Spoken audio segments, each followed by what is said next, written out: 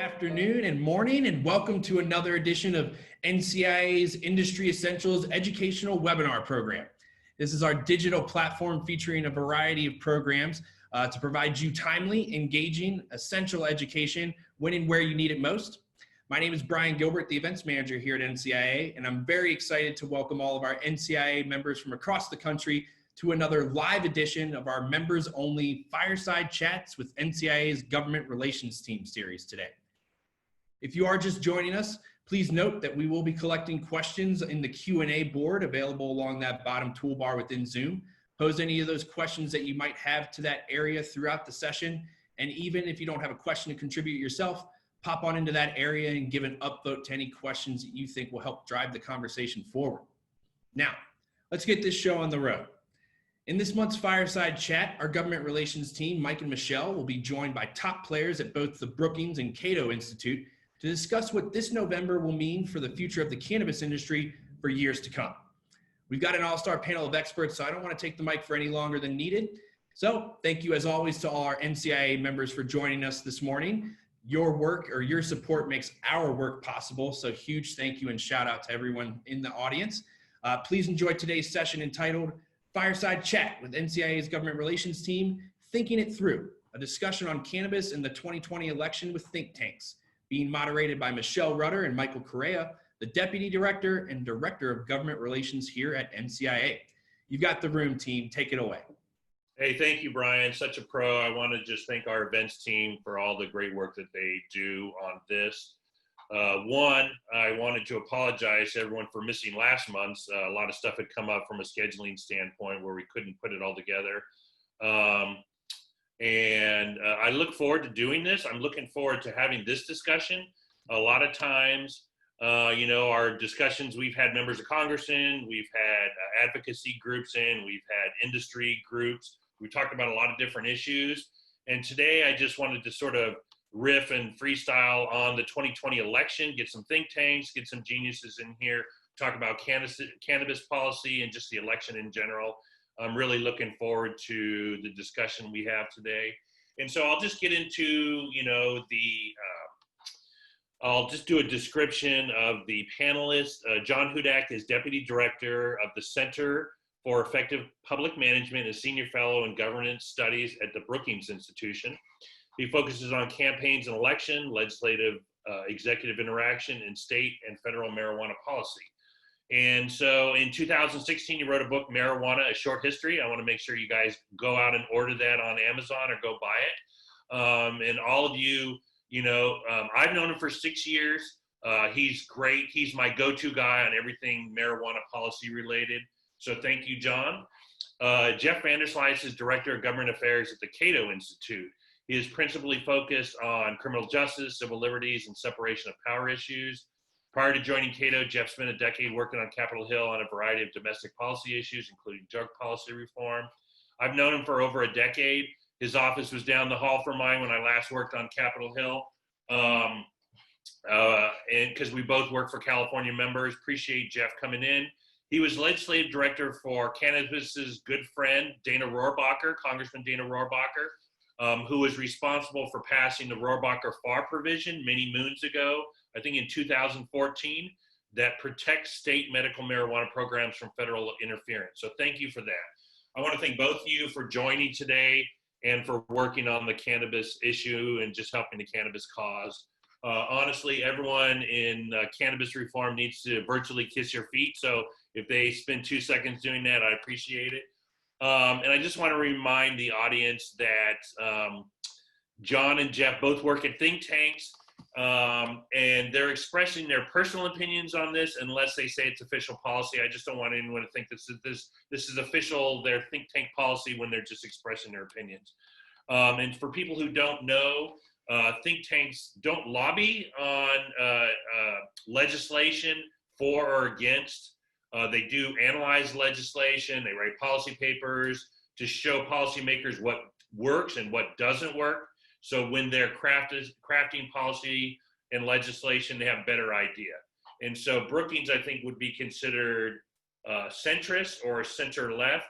CATO would be considered center-right, coming from the libertarian perspective. So we have, I think, a great perspective coming in on this cannabis issue.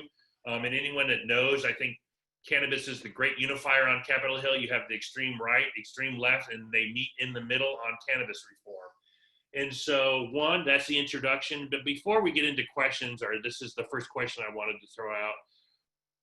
During the presidential campaign, John, Bernie Sanders said something along the lines of, you elect me president, the first thing I'm going to do is executive order legalize cannabis, or something along those lines. And I just wanted to give you, since you are, everything about common sense and reason, why no president, whether it's Trump, Bernie Sanders, Joe Biden, or anyone, can snap their fingers and cannabis legalization can happen tomorrow. Can you sort of talk about, their powers on what they can do in that process of, no matter who we get in there, it's not going to happen overnight. There is a process in that. Yeah, thanks, Michael, and thanks to everyone for the opportunity to chat today. I thought Bernie Sanders' comments during the Democratic primary on this point were particularly harmful in the sense that I think it got a lot of cannabis activists and cannabis advocates' hopes up, and it set really an improper expectation for what the sitting president or any future president can do. So the rescheduling process or the descheduling process in the United States is spelled out by law. It's spelled out in the Controlled Substances Act about how this process actually moves forward. Because of that, it then restricts the ability of the president to take executive action, unilateral action to say, in some cases, initially Senator Sanders was saying that he would issue an executive order, and then the language changed a little bit. But no president can issue an executive order that instantaneously deschedules cannabis. It is explicitly a violation of the Controlled Substances Act. What the president can do is direct his DEA and FDA chiefs to begin the rescheduling or descheduling process, and ultimately that decision rests with the Attorney General. So if Sanders were the nominee and eventually had become president, he could certainly vet an attorney general and say, listen, here's my list of priorities. And certainly Senator Sanders would have an enormous number of priorities for an attorney general. One of them needs to be that you need to be committed to descheduling cannabis. And that process could have played out. And it plays out first through a series of essentially studies that happen in DEA and FDA, and they report back to the HHS secretary and the attorney general. And if the attorney general decides that rescheduling or descheduling needs to happen, then that initiates a rulemaking process. So it essentially is a regulation that comes out of it. That doesn't happen in one day. And so whatever expectations there are for the sitting president, whether he's reelected or whether Joe Biden becomes president, there's a lot of room for presidents to influence this process and ultimately get to that sort of outcome. But the executive order is just fundamentally not a possible way to do it. I want to actually take a step back and ask you guys something that Mike sort of touched on a little bit. But, here in Washington, D.C., Brookings and CATO, those are names and institutes that are very well known, household names almost, if you will, here inside the Beltway. But I'm curious about why it is that either of these organizations actually care about this issue and weigh in on it. So Jeff, maybe let's start with you. How did CATO get involved in this space? Is this something I think that they've been working on for many, many years? So I don't know if maybe you can take us back a little bit and talk about a little bit of why does CATO care about this issue and what some of the work that you guys are doing around it. Sure, absolutely, happy to. So yeah, as Mike mentioned, CATO is a libertarian public policy research organization, and we're dedicated to the principles of individual liberty, limited government, free markets, and peace. And so over the past 40 years, really since CATO's founding, CATO scholars have seen marijuana prohibition as an inappropriate use of government power. For starters, prohibition violates the main pillars of our mission, particularly individual liberty and limited government. But beyond that, CATO scholars have published, top-notch legal, economic, and other public policy research into the issue over, over the years, and that continues to this day. I encourage you all to, take a look at what has been published, both the policy studies, but also kind of the analysis and commentary that goes along with that. Yeah, thanks for that, Jeff. John, same question. Tell us how Brookings got involved in this space. Sure. So Brookings doesn't take institutional positions on anything, and I think that the same is true of CATO as well. In the sense that Brookings got interested in this issue is because individual scholars were interested in it. And we've certainly, the scholars at Brookings have been working on cannabis for a shorter time than CATO has, for sure. But right around the time Colorado and Washington were voting on their ballot initiatives in 2012, this started to take off. And I've done the vast majority of work at Brookings on this issue. A few of my colleagues have done a little bit of work here and there, sometimes independently, sometimes in tandem. And the reason for that really is that I think prior to 2012, in a lot of think tanks, and I think, CATO is obviously an exception, RAND is also an exception to this, but I think Jeff would agree, most think tanks in DC and elsewhere saw cannabis policy as more of a fringe policy, not something that a lot of places would work on. But now that it's a mature public policy, it's really starting to break into a lot of other mainstream think tanks in a way that it never did before. And one of the really exciting things, for me at least, is seeing my colleagues start to recognize the importance of this policy area and start to think about the way in which, or the ways in which their research, which has nothing to do with cannabis, can fit into a cannabis conversation. So I have a colleague who is one of our best minds on tax policy, who's looked out at the tax policy programs in the states and essentially said, if states went out with the intent of finding the worst ways to tax a product, they have been very successful at that. She wants to start to engage on this issue, given all of her knowledge on state tax policies around a variety of goods, and in a way that, 3 or 4 years ago, she would have never thought that this was important. Other colleagues working on racial justice and social equity obviously have sort of have an obvious entree into this. But then others who work on finance and the ways in which businesses access capital, again, didn't think much about cannabis, but like me, the way I got started was reading a little bit here and there and starting to say, wow, there really is something here. This is really interesting. And so a lot of my colleagues are starting to see that as well. And I think it's not just a Brookings phenomenon. I think you're seeing this at a lot of think tanks too. No, you totally hit on a good point. One of the things that worries me, and one of the things you see at the state level is state legislatures aren't doing this. It's through ballot initiative. And all of a sudden the election happens, cannabis is legal in a state, and a governor was like, what the hell? I don't know what's going on. What do we do? And they point around and they go, okay, you're in charge of cannabis reform. And they don't know what they're doing because this has never been done before. They're sort of reinventing the wheel. They're doing this from scratch. And I hate to say, we're learning on the job, and we're learning that a lot of these policies aren't working. And I think, the end goal is to make the illicit market disappear and have a tax and regulated market appear, and to do policies that get us there. And so we definitely need to learn from our mistakes. And I think that's something we're going to get to a little later. We're going to be talking about regulations. I'd love to hear your opinion on that. But I know you guys have been doing a lot of great work, John, and you guys in March, just a couple months ago, you did a policy paper, and everyone who's listening, go to Brookings' website. They have a lot of good, useful information to get educated on this. But you talked about a cannabis opportunity agenda, and I think you sort of laid out a plan and agenda of going forward. Can you talk about that and talk about some of the issues policymakers need to be thinking about? Thanks for that, Michael. Yeah, my colleague Nikita Henry-Nicky and I put out a policy brief earlier this year saying that it's time for a cannabis opportunity agenda. And it thinks not necessarily in the most original way. There are other people talking about this, but in a more unified way.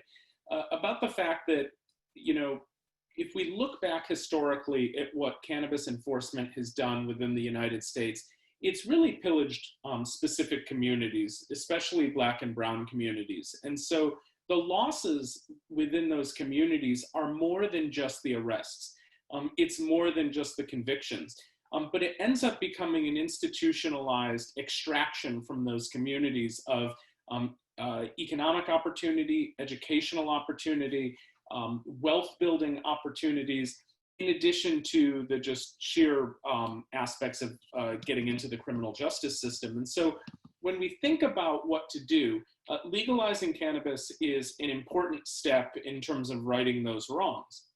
But more has to be done. And I think some of what is argued is one of the ways to help this is to have business license opportunities for prospective minority owners, people who have had low-level cannabis offenses in the past.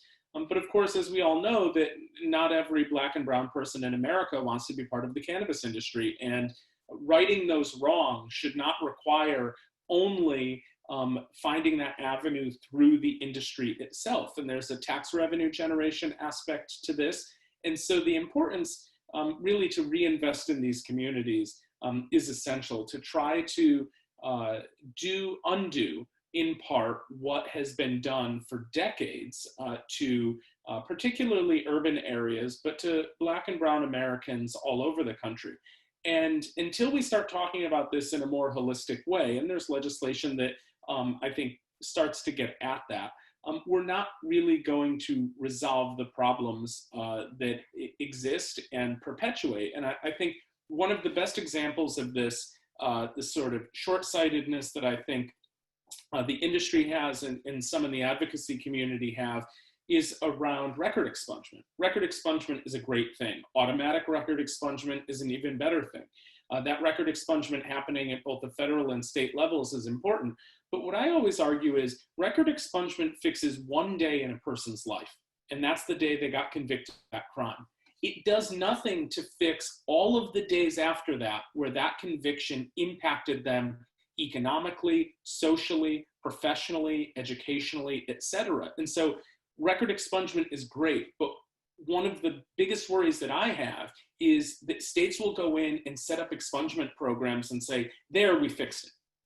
No, you didn't fix it. You fixed one part of this, but that record, even though it now will no longer impact that person's job attainment later, certainly impacted that person for 1, 5, 10, 20 years in the interim. And and the way to overcome that is through reinvestment, is through things like investing in education, community development, etc., and not simply just, washing your hands of it after one step and thinking that this has been achieved.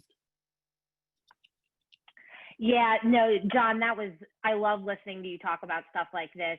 For everyone who's listening, I really encourage you to go check in the chat feature.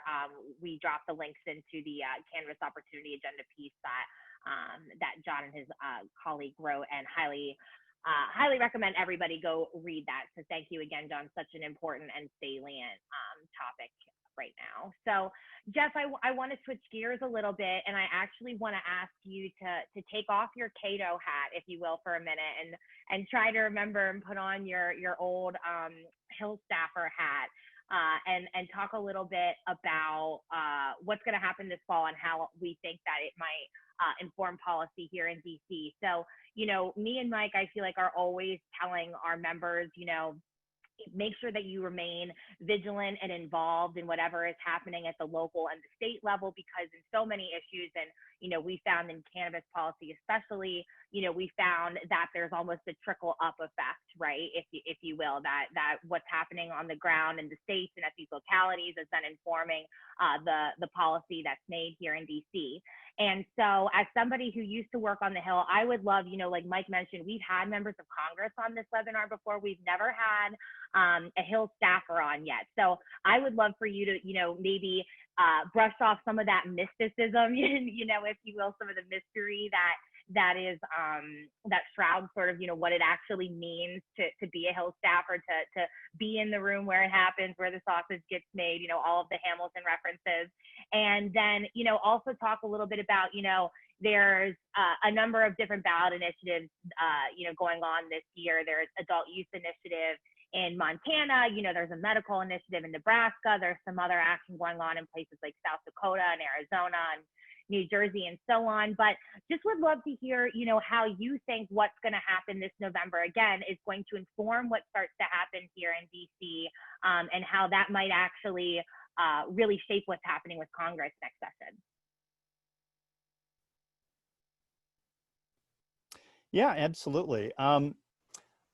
I think you've really hit on something that is, I think, probably obvious to most of those who are watching, but maybe not to others, which is that virtually all discussions about, reforming federal marijuana laws would not be happening if it weren't for states having kind of dived into this issue first, right? The first meaningful federal reform, the very foundation of that reform, the Rohrabacher-Farr Amendment, which Mike mentioned, was based on and would have virtually no meaning if it weren't for states having implemented state legal medical marijuana regimes in the first place. So, you're absolutely right. I know that, every election, that's something that is closely watched, what's happening at the state level, primarily the ballot initiatives, of course. What will happen this election, I'm not a great forecaster. I can perhaps engage in some punditry, but in terms of real forecasting, I couldn't tell you what I expect to happen. Other than what I read from folks who are experts. But one thing that I think is important to really drive home, or two things really. One is that it's my experience, and we experienced this in 2014, with passage of Rohrabacher-Farr, 2015, and we've experienced since then that there are more than enough votes in Congress to enact meaningful cannabis reform today, and any plausible outcome of this November's election will mean that, however it turns out, there will likely be more than enough votes in Congress to enact meaningful cannabis reform next year and beyond as well. I think, the key ingredient to this are enough members of Congress who are in key positions insisting that and prioritizing cannabis reform, within their agenda. I think a perfect example of that was, Barbara Mikulski in 2014 when the Rohrabacher-Farr Amendment was in the House version, but of the CJS appropriations bill, but was not in the Senate version of the bill. They were looking for consensus from the chairs and ranking members of the appropriations committees on both the House and Senate.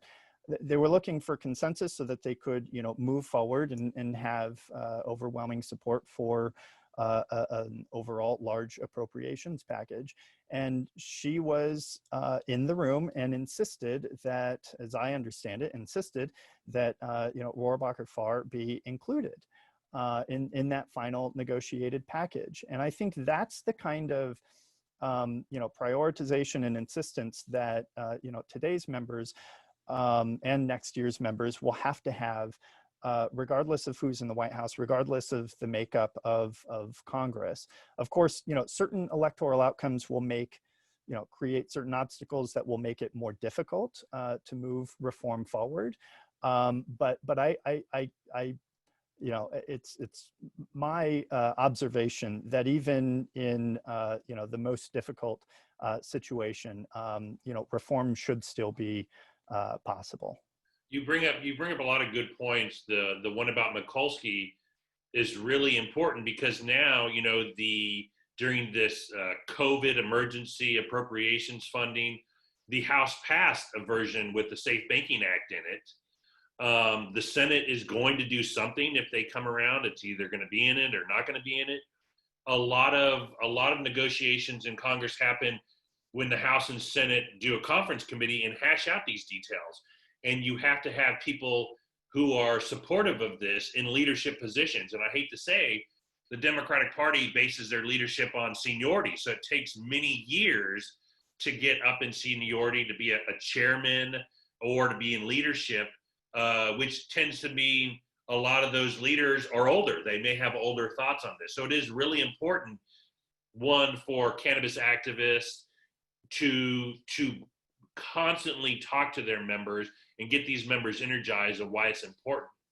So one, thank you for that. But I wanted, could I just jump in on that point quickly? I think it's a really important one.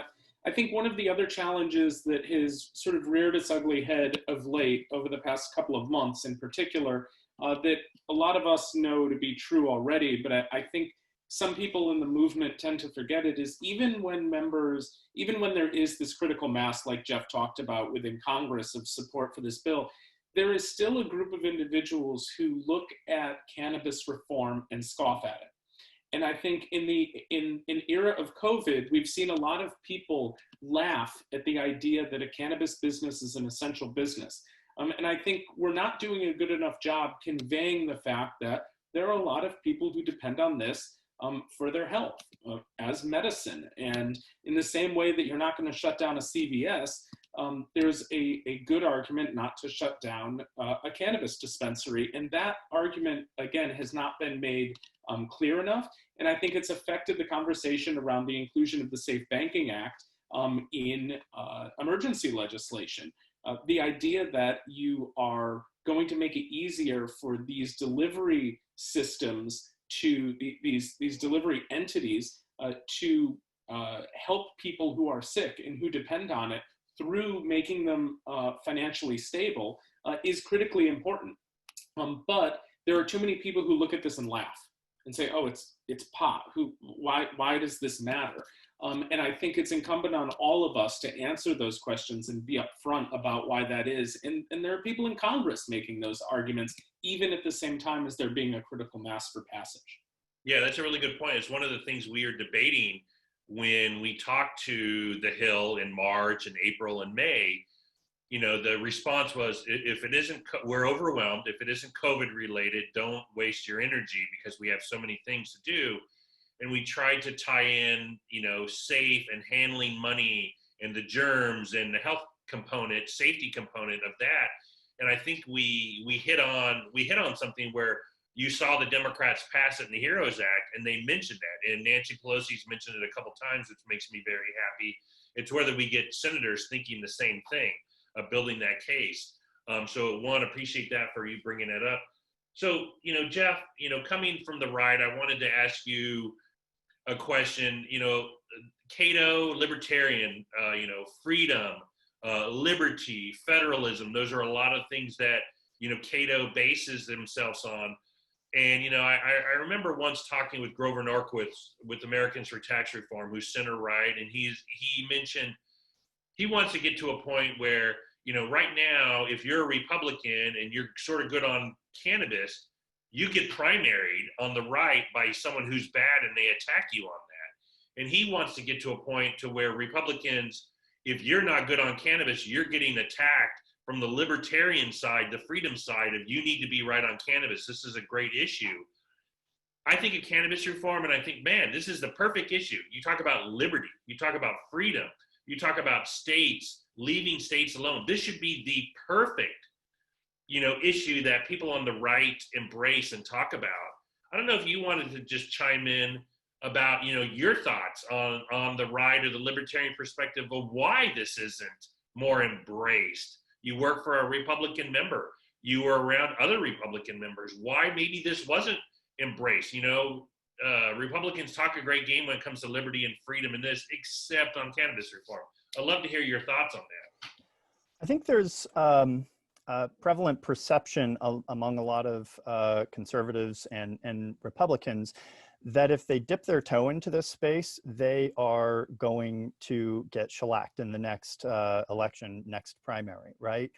I think that, you know, my former boss and other Republicans since have done a lot to show that no, this is you know, a winning issue. This is not and should not be a liability.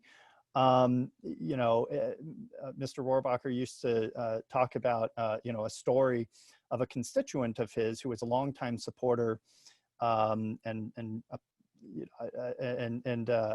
Marine who he met with, and you know, Mr. Rohrabacher said, you know, John, I don't remember his name, said, John, you know, you've been a supporter of mine for a really long time, but, you know, I got to ask you, what do you think about my position on cannabis?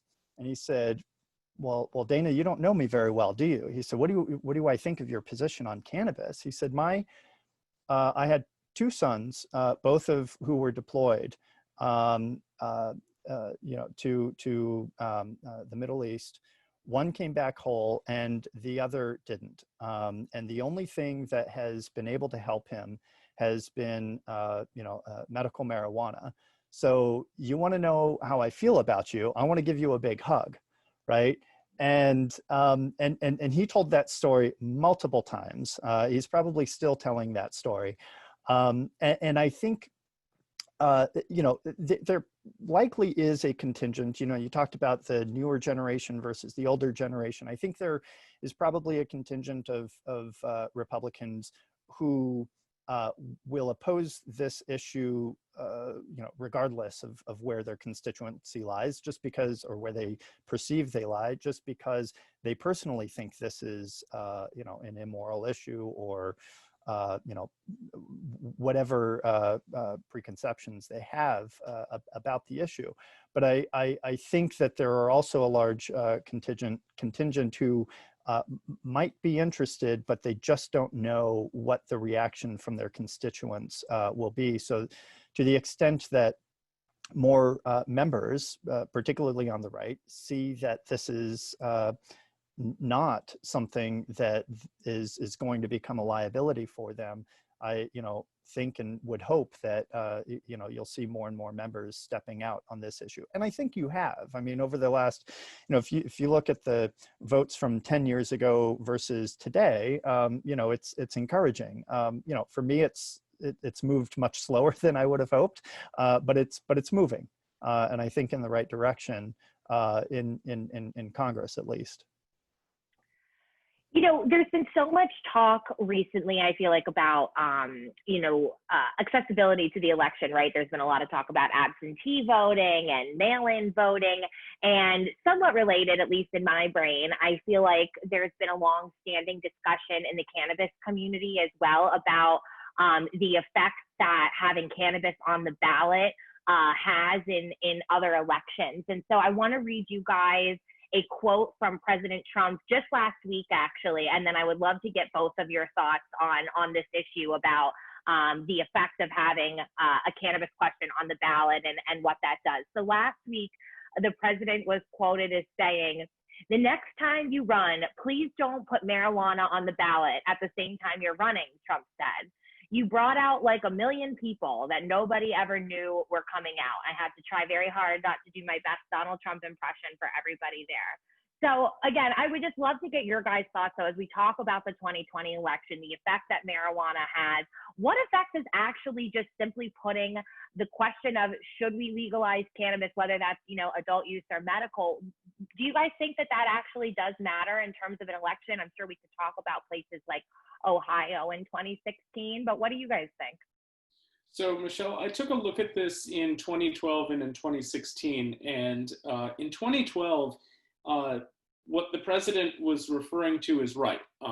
There was a very significant increase in liberal voters, self-described liberals, and younger voters turning out to vote in Colorado and Washington compared to what they were doing in 2008, which is particularly significant because, of course, President Obama's margin of victory in 2012 was narrower than it was in 2008. And so you would have expected, all else being equal, for him to have higher turnout of young people and self-described liberals in 2008 than 12. And that was true in most states. But in Colorado and Washington, with cannabis on the ballot, it was not true. There was a significant increase in both of those states. And so for quite a while, my assumption was that there is a positive ballot effect for Democrats, not necessarily because all Democrats like cannabis, but the groups of people who get activated tend to vote Democratic. And so for young people and self-described liberals, President Obama was taking a significant portion of those votes. And among people voting for Amendment 64 in Colorado and Initiative 502 in Washington, President Obama was capturing about 68% of those voters. And so, yeah, that's a meaningful effect. That did not pan out in 2016 with it on the ballot in California and Nevada and elsewhere. And so, I think the president's skepticism or the president's concern about whether cannabis ballot initiatives help Democrats is certainly not unfounded. We have evidence that that suggests that it did have an effect in some places, but it's not conclusive. And so, I think that's one bucket of the answer. The other bucket of the answer is, I think it tells you a lot about how the president views cannabis. I write in my book that 2016 saw two of the most progressive major party candidates in history on the topic of cannabis. Now, you might not have liked Donald Trump's position, you might not have liked Hillary Clinton's position, but it was, both of those were far to the left, or far more progressive than Barack Obama was, than Mitt Romney, than John McCain, et cetera. Now, I think there's a lot of concern about Vice President Biden's position on this issue, and I think that concern is well-founded, but Donald Trump was more progressive on cannabis rhetorically in the 2016 campaign than Secretary Clinton was, but it's language like this and other language around it that I think tells you where his priorities are, and that politics for him is always going to trump the movement on cannabis, and encouraging states not to include it on the ballot is pretty notable. I think it's good that he's telling people this in the summer of 2020, when all of these decisions have already been made generally about what's going on the ballot and what's not. If he did this in the summer of 2019, he could have actually moved some people in terms of whether they were willing to sign a petition drive. So all that's to say, I'm not convinced that cannabis always has an effect, but there are certainly situations where cannabis initiatives does end up helping down ballot, or I guess up ballot, Democrats. Any thoughts, Jeff? No, I really don't have anything to add. I think John did a good job summing that up. So one, you mentioned a lot of good points, and you got to Joe Biden, and I wanted to get to, the presidential election now. And one, we have a choice. You have an old white male who's bad on cannabis reform versus an old white male that's worse on cannabis reform. And I'll leave it to you guys to pick which one's better or worse, because maybe, and the thing about, you mentioned this earlier, John, like, he's been president for 3 years. Whatever your view on cannabis reform, you've had an opportunity to maybe do something. It's one thing to campaign. It's another thing to lead and govern and say, here's my views on cannabis, I'm going to be doing something. And you have Joe Biden, whose history is a lot worse on cannabis reform, but we all know if he were to have an AG and who he would fill up DOJ with would be a lot more reformed and better on cannabis reform. I would just, I'd love to, because we have that mix, and I hate to say it, NCIA has a PAC. It's not like I'm going to give money to anyone, because no one's done anything great on cannabis reform where we could say, wow, they're really amazing on cannabis reform. But would just love to hear your thoughts on this issue. We have, a choice where neither of them have said anything. And not only that, the Democratic platform, the policy, stripped out cannabis legalization. Even Barbara Lee voted against that. Just love to hear, I don't know, John, you go first, Jeff, you go first, however you want to do it. Just your thoughts on, sort of the choices in 2020. Do you want to go, Jeff? Or Sure. Yeah, I'm happy to. Mike, I think you touched on something really important, which is that people are policy, right? At the end of the day, you know, and John touched on this as well. But you know, the case in point that I'd make is that, you know, during the 2016 presidential race, Trump's rhetoric on cannabis at times, I know he was kind of on both sides of the issue, but at times at least seemed to suggest that he might not be particularly heavy-handed with enforcement. And there was even reason to expect that he might support modest cannabis reform. But all of that went out the window when he announced his appointment of Attorney General Jeff Sessions, who was, of course, a longtime warrior in support of marijuana prohibition. And as we know, you know, Sessions rescinded the Obama administration's policy memos on marijuana enforcement. So, you know, as far as you know, the candidates who are going to be on the ballot, you know, we have a handful of comments from you know, Trump, you know, President Trump more recently that have been mentioned. You know, his platform, his policy platform for his reelection campaign is rather scarce. You know, there's not a whole lot of substance there. So, you know, you can't really look to that for any guidance. The Republican, you know, party didn't adopt a new platform for 2020. So we can't really look to that. We can look to, you know, the Democratic platform and, of course, Joe Biden's presidential campaign. You know, which supports, you know, decriminalization, which, you know, at the end of the day, you know, I'm not so sure what to make of all of that. I mean, you know, while it looks, you know, somewhat promising on paper, as we've discussed, the rubber really hits the road once you take office and you start making appointments. And so that's the thing that, you know, I would, you know, of course, elections have consequences and, you know, everybody should pay attention to the upcoming election, but, you know, don't take your eye off the ball and don't assume that it's a done deal because your favorite candidate won. Because even if they've made promises during the campaign, you know, unless they sense some pressure to deliver on those promises, you know, you're not gonna get very far with your preferred policies. So I guess I would leave it there for now. I'm sure John has some additional thoughts. yeah, Michael, I think you're right. You look at these two candidates, and if you're a cannabis activist, you're not all that enthused. President Trump hasn't delivered on cannabis policy, with the exception of signing the farm bill that you know, senators included hemp provisions into. But, you know, and he's had time to do it. Joe Biden's, of course, had a career, a long career to distinguish himself on cannabis, and he hasn't. In fact, he's done precisely the opposite. But, you know, candidates change. People change. We have examples of candidates supporting something in their second term that they didn't support in their first term. So, you know, you could see President Trump having a change of heart. You see people changing their position on a variety of issues. I think a perfect example of that is Kamala Harris, who, while doing her job as a prosecutor and attorney general in California, she obviously saw, as we all know, pretty harsh penalties for cannabis users.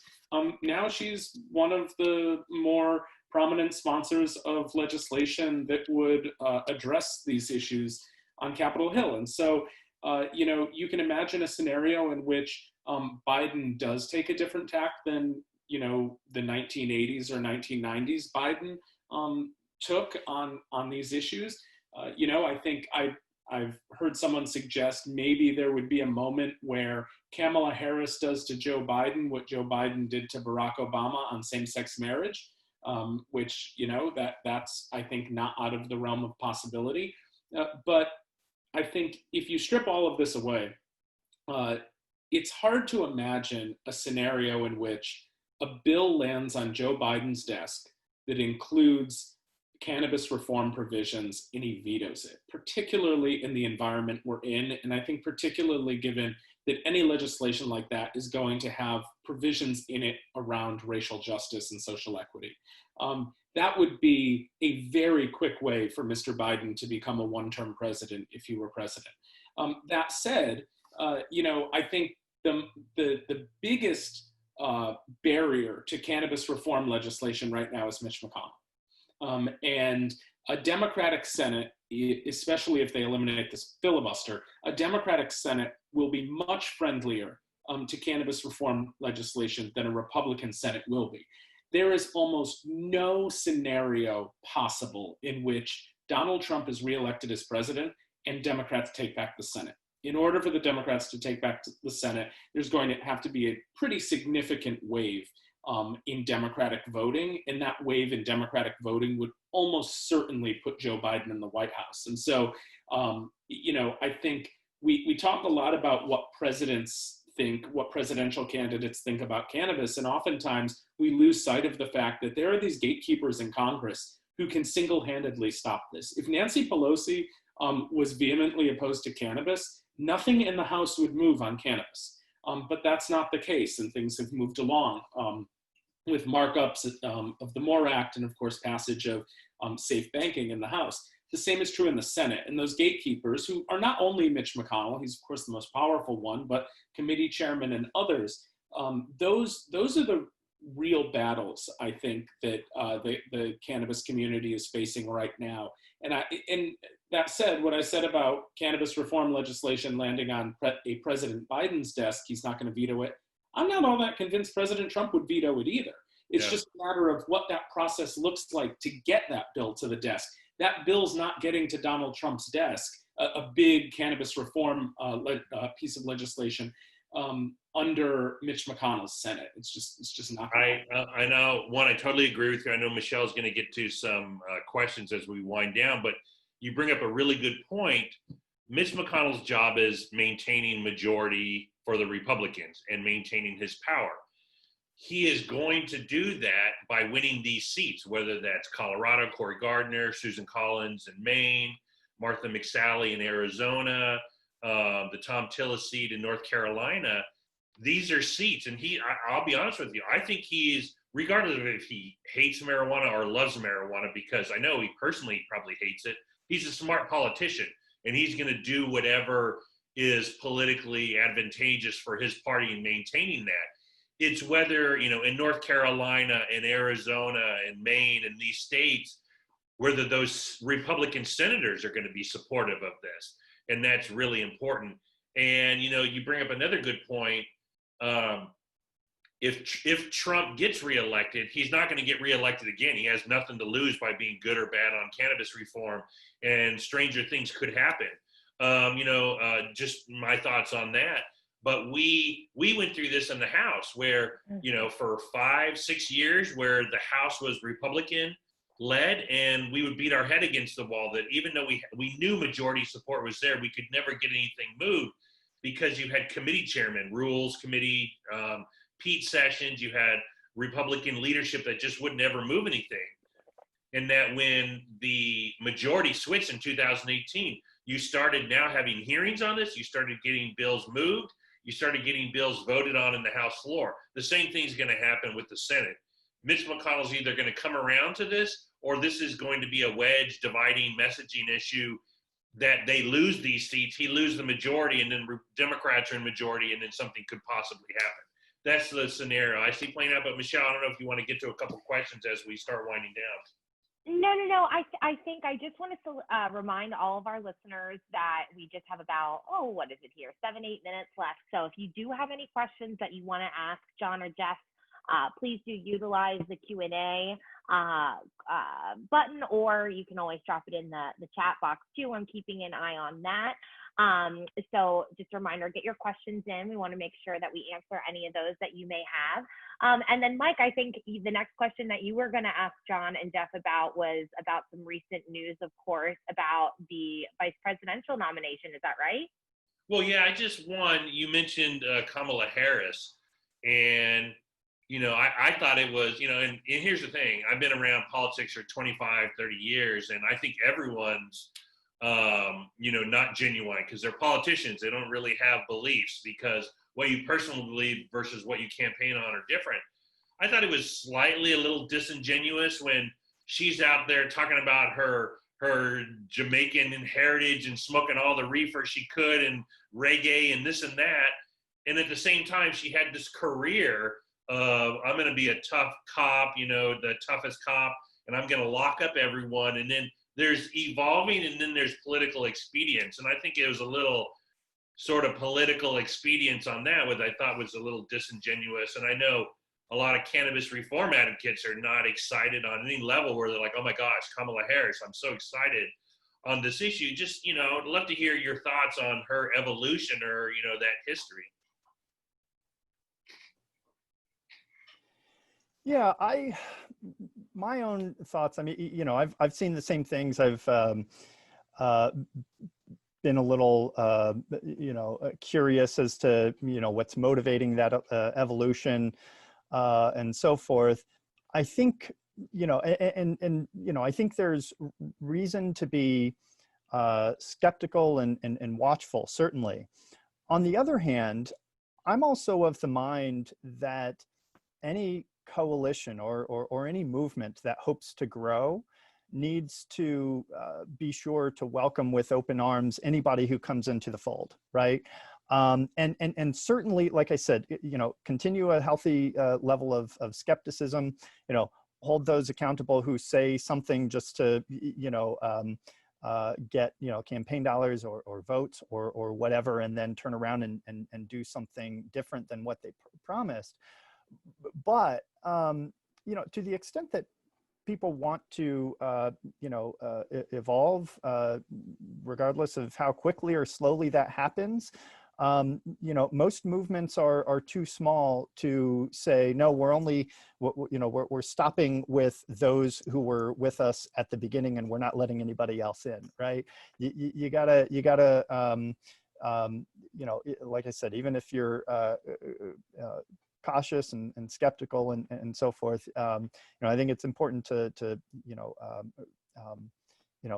appreciate someone's evolution and kind of hope for the best. So I agree with you, Michael. This evolution does seem a little disingenuous. I will put one caveat on that. I think it's important to remember that if you're running for a position like Attorney General in any state, being a woman of color and someone who appears soft on crime can really be an extraordinary limitation. I think anyone faces that concern, that risk, but I think it's magnified for a person of color. It's doubly magnified for a woman of color. And so I think it raises questions about where principles are, right? So if your goal is just to get elected, even if you're throwing your principles aside, that raises some questions of character. And I think those are genuine questions to ask about Kamala Harris, given her record. I think if you take a step back and think about, so let's imagine Kamala Harris is just a rote political animal, right? And she is, what is going to get her elected is what she's going after. Now, I don't personally believe that about her. I have a little more faith in her and in most people. But let's say that's the case. It's hard for me to imagine what tide shifts that then pushes her back to an anti-cannabis position. And so I completely understand cannabis activists' skepticism on the lower end and real antagonism on the higher end of Kamala Harris. And I don't sort of think that take is unfair. But I don't imagine a scenario in which she bounces back. And if she's that driven by politics, I don't know what would happen in the short term in the Democratic Party that would suddenly make cannabis reform support toxic. And so I think in a sense, if you look at it and you think she's just this individual, this woman entirely driven by politics, that's actually a good thing for the cannabis community, for the cannabis activist community moving forward with her. I was a little surprised when the Democratic Party stripped that out of the plank, but because I just assumed they were so evolved. But I'm under the impression that Biden's view is do no harm, do nothing, be as vanilla as possible, get elected, and then we'll worry about taking these positions later on, because we're not going to give the Trump and the Republicans any ammunition on anything to start some issue. Just my thoughts on that. And one, I know we're going to get to a close. I really appreciate the time. And just one perspective on 2020 and the election. And Jeff has always mentioned, elections have consequences. In 2016, Trump got elected for whatever reasons, and he wasn't bad on the issues as far as his rhetoric. He puts in Jeff Sessions, who was bad. He tore up the Cole memo, but there was no real federal enforcement really going on that made us feel a little better. Bob Barr came in or William Barr, sorry, came in and actually in front of Congress saying, this is the rules, I'm not going to be doing anything. And then we sort of find out later on that behind the scenes, they were sort of mucking with the businesses and the DOJ really investigating some of the businesses when it came to monopolies and mergers and other things. And why it's important, like you mentioned, it's who they're going to fill up DOJ with and who are going to be these people. And I hate to say it, the Republican Party right now is filled up with a lot of prohibitionist true believers that this is bad. And they're going to fill up these positions that, maybe they're not going to send federal troops in to stop it, but they're sure as hell not going to speed it up or let it go at whatever pace it's going. And regardless of how bad Joe Biden was the past 20 or 30 years and where Kamala Harris has been, I do think that who they appoint is going to be a lot different. So I don't think we're ever going to go backwards. I think we're always going to reform, and there's going to be more states pushing this. Just thoughts, and I know, one, I thank you guys. I don't know if you have any closing comments. I always appreciate what you're doing. For the audience members, go follow them on social media, go to their websites, buy John's book, do whatever you can to give them the props that they deserve. John, closing thoughts, and then Jeff, closing thoughts, and we'll let Brian take it away. Well, closing thoughts, I think we covered a lot of great ground. I'll say thanks to everyone. It's always my pleasure to chat with NCIA and its members. I'm sad that I couldn't make it out or that none of us could make it out to California this year for what is one of my favorite conferences of the year. But as Michael said, I appreciate the book plugs. Definitely plug the book, but you have my contact information on the screen. Please feel free to reach out, engage, send me hate mail, send me love letters, whatever you want to send me. I'm always happy to engage with everyone. Likewise, thank you, NCIA, Mike and Michelle. This was a great discussion, and to John for joining us as well.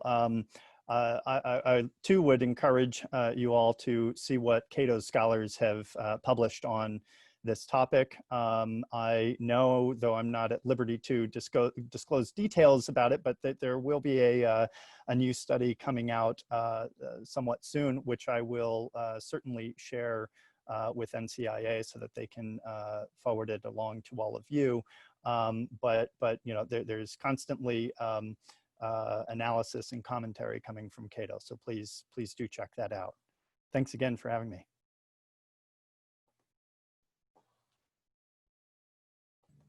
Wow, fantastic. Thank you both, John and Jeff, again. And as always, huge thanks to Mike and Michelle for knocking it out of the park and moderating these fantastic monthly members-only Fireside Chats.